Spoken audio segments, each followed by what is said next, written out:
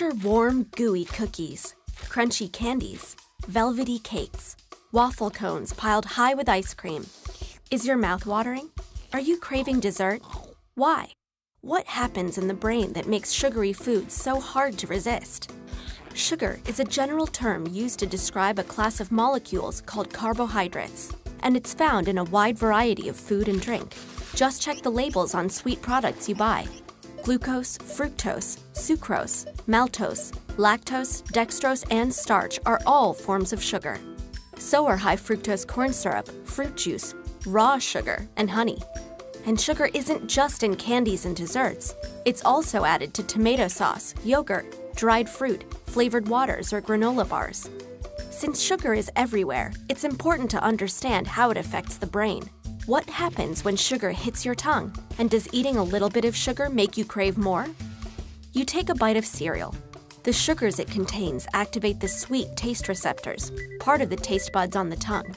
These receptors send a signal up to the brainstem, and from there it forks off into many areas of the forebrain, one of which is the cerebral cortex. Different sections of the cerebral cortex process different tastes: bitter, salty, umami, and in our case, sweet. From here, the signal activates the brain's reward system. This reward system is a series of electrical and chemical pathways across several different regions of the brain.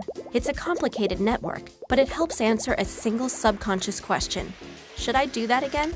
That warm, fuzzy feeling you get when you taste grandma's chocolate cake? That's your reward system saying, yes. And it's not just activated by food. Socializing, sexual behavior, and drugs are just a few examples of things and experiences that also activate the reward system. But overactivating this reward system kickstarts a series of unfortunate events: loss of control, craving, and increased tolerance to sugar. Let's get back to our bite of cereal. It travels down into your stomach and eventually into your gut. And guess what? There are sugar receptors here too. They're not taste buds, but they do send signals telling your brain that you're full, or that your body should produce more insulin to deal with the extra sugar you're eating. The major currency of our reward system is dopamine, an important chemical or neurotransmitter. There are many dopamine receptors in the forebrain, but they're not evenly distributed. Certain areas contain dense clusters of receptors, and these dopamine hotspots are a part of our reward system. Drugs like alcohol, nicotine, or heroin send dopamine into overdrive, leading some people to constantly seek that high. In other words, to be addicted. Sugar also causes dopamine to be released, though not as violently as drugs. And sugar is rare among dopamine-inducing foods.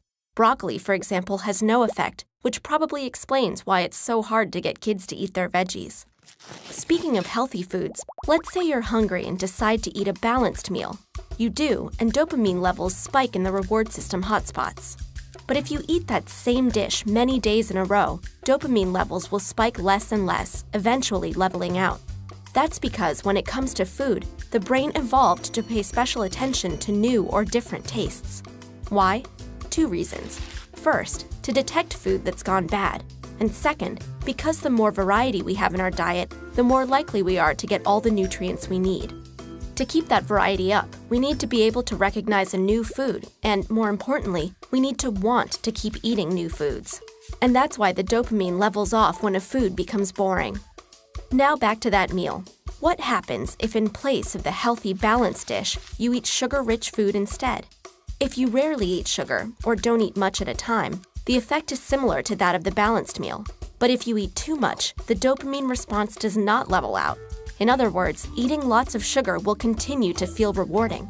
In this way, sugar behaves a little bit like a drug.